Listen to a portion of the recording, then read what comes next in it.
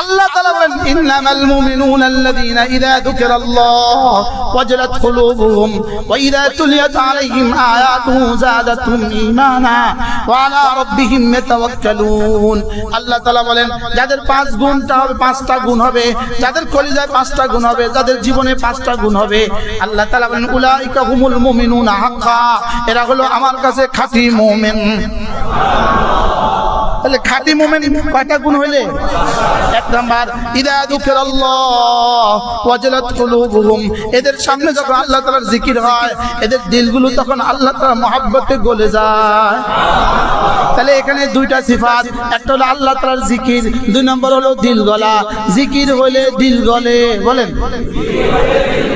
1 নম্বর কি? জিকির হইলে দিল গলে।